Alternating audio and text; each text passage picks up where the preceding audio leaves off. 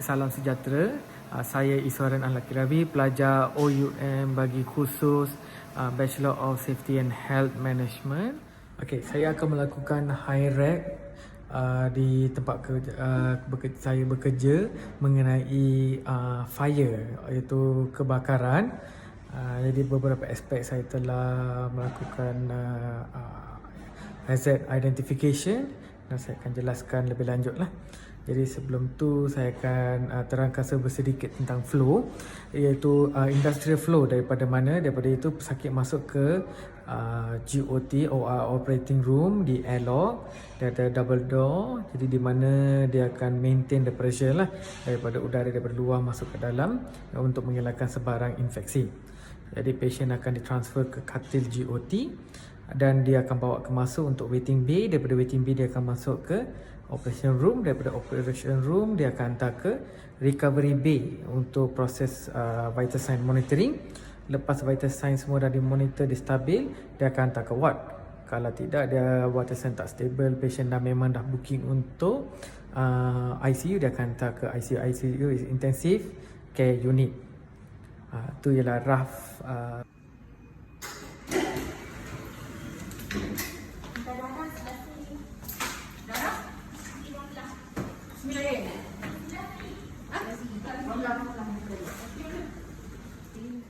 Okey, ini merupakan tempat penerimaan pesakit.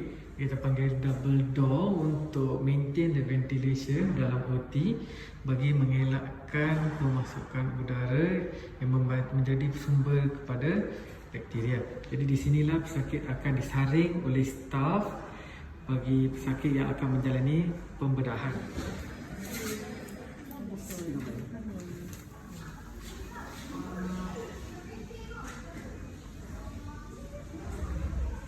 Okey, seperti yang kita dapat lihat di sini, terdapat tempat penyimpanan rail dan juga fire extinguisher.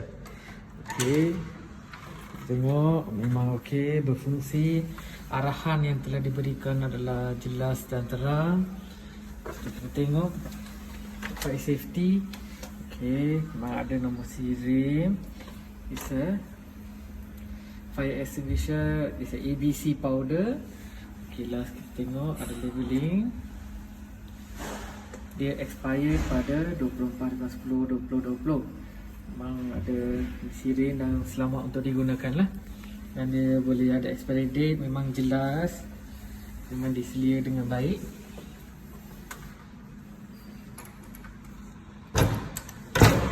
Kalau kita tengok daripada plan, memang ada plan evacuation semasa kebakaran dijalankan di Dewan Belah. Okey, di Dewan Bedah ni memang dia ada laluan khas dia untuk evacuation plan. Memang tertera didapat untuk mendidik pekerja-pekerja di sini lah untuk melihat dan arahan untuk menggunakan fire extinguisher. Okey, ia amat bagus, ia amat jelas untuk membantu pekerja di sini untuk cara penggunaan rail fire extinguisher. Okey, ini adalah contoh laluan kecemasan, labeling labeling untuk menunjukkan laluan kecemasan. Ni untuk trigger the alarm trigger. Kita dapat lihat di sini ada water spray nozzle untuk jika berlaku kebakaran, untuk supply water supply. Di sini, okey, kalau ikutkan memang ada lampu untuk exit, dia memang ada kunci dan kuncinya disimpan dalam peti ni. Jadi bila pecah, kita ambil kunci dalam box tu untuk buka pintu laluan kecemasan. Memang ni sistematik. Dari segi evacuation plan pun terdapat di sini. Jadi untuk laluan kecemasan jika berlaku kebakaran memang teratur dan ini ikut spek lah. Memang ada lampu dan dia siap menyala lagi walaupun di waktu siang. Sebab bila berlaku kebakaran, power supply akan off dan tiada lampu. Jadi lampu kecemasan ni akan nyala untuk bantu pekerja-pekerja dan pesakit di dalam Dewan Bedah ni untuk keluar daripada ruang ini.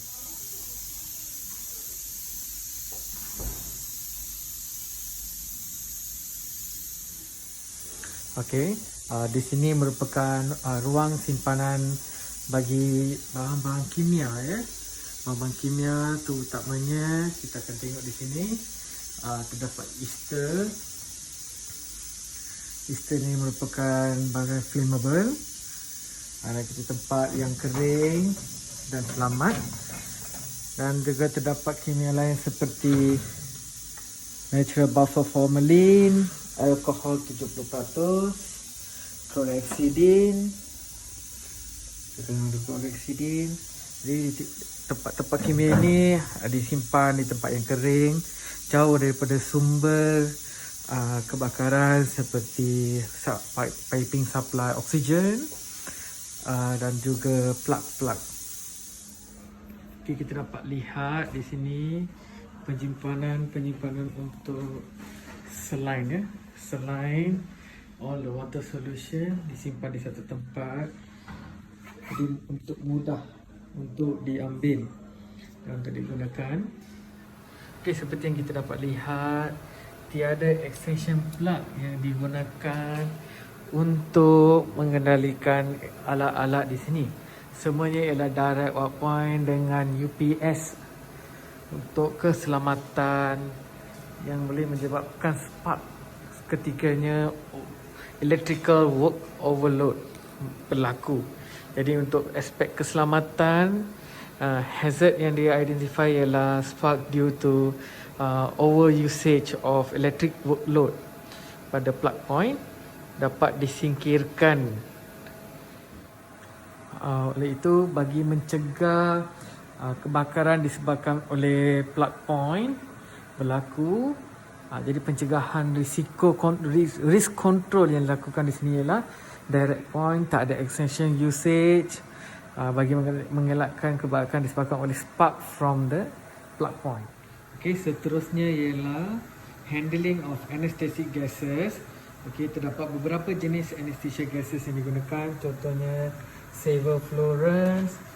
Di sini nama jelaslah untuk penggunaan gas-gas bagi tujuan untuk pembedahan. Selain daripada itu, kita ada beberapa jenis lain lagi. Jadi gas-gas ni kalau leaking masa penggunaannya, dia boleh menyebabkan giddiness, boleh menyebabkan mengantuk dan juga is a fuel for the combustion to occur. Di sini dia tak ada O2 supply dan juga gases untuk servo.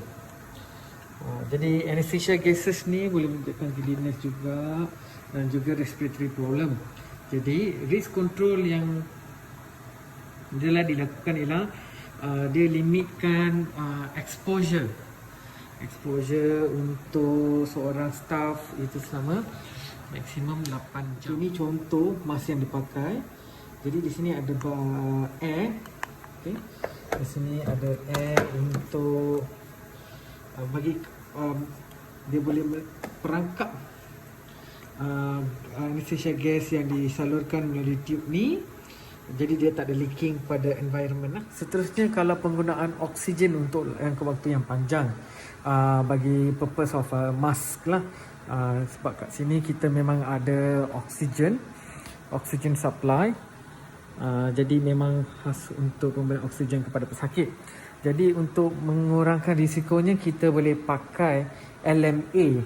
Apa yang dipanggil lah LMA untuk penggunaan pengudaraan sebelum intubation process. Okay, kita dapat lihat di sini dia menggunakan O2 oxygen dan juga nitrogen sebagai gases in kita panggil mission anesthesia lah di sini. Selain itu kita juga menggunakan gas,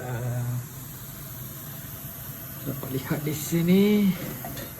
Okey, kita dapat di sini ialah carbon dioxide gases juga digunakan dalam dewan pembedahan. Selain carbon dioxide, nitrogen oxide juga digunakan bagi purpose untuk diopters dan juga untuk cryo purpose. Dipanggil cryotherapy, dia menggunakan gas-gas. Selain daripada oksigen, carbon dioxide, nitrogen dioxide, argon gases also digunakan untuk bagi proses dalam pembedahan terutamanya. Jadi penggunaan gases ni diteliti dan diselia dengan baik bagi mengelakkan berlaku sebarang kebakaran. Okey, di sini kita dapat lihat ni air compressed medical air. Sama juga disimpan dengan tempat asing sekiranya tidak digunakan. Jadi penyimpanannya amat selamat di sini bagi mengelakkan bercampur dengan penggunaan gas-gas yang lain. Ini merupakan argon beam coagulator yang telah saya bagi tahu sejak sebentar tadi. Ini ada argon beam coagulator with monopolar cut, bipolar and monopolar coagulation lah. Jadi inilah mesin dia. This is the industrial process of this machine. Jadi kita dapat lihat ia mempunyai maintenance bagi gas ni agar diselia dengan baik.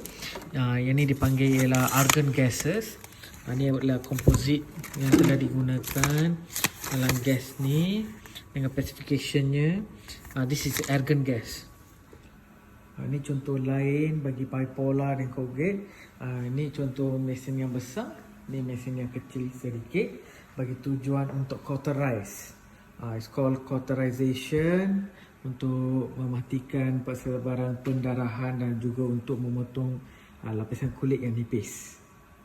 Jadi dia boleh menyebabkan kulit pesakit terbakar jika digunakan secara tidak hemat dan juga pada voltage yang tinggi.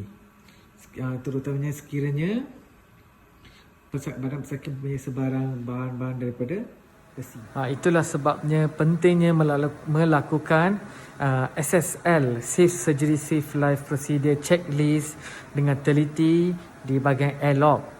Kalau dekat airlock jururawat tidak periksa dengan betul, dia boleh menyebabkan pesakit, sekiranya pesakit tu memakai sebarang jenis bahan besi, contohnya cincin, anting-anting dan sebagainya.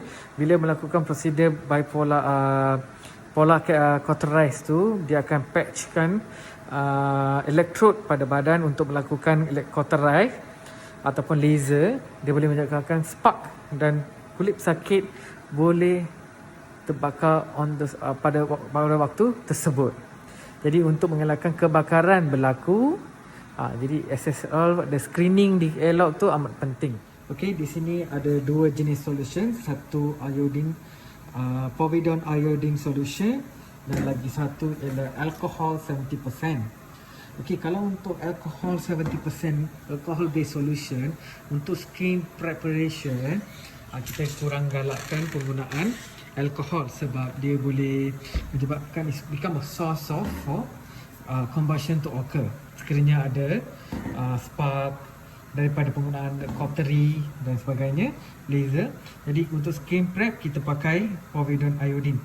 Lagi satu kelebihan penggunaan iodine ni, kita tak payah tunggu selama 10 minit untuk effect of the alcohol untuk hilang. Kalau untuk alcohol memang kena tunggu 10 minit sebelum memulakan sebarang prosedur pembedahan. Jadi it's for cleansing. Kalau menggunakan povidone iodine, ia lebih selamat berbandingkan dengan alkohol 70%.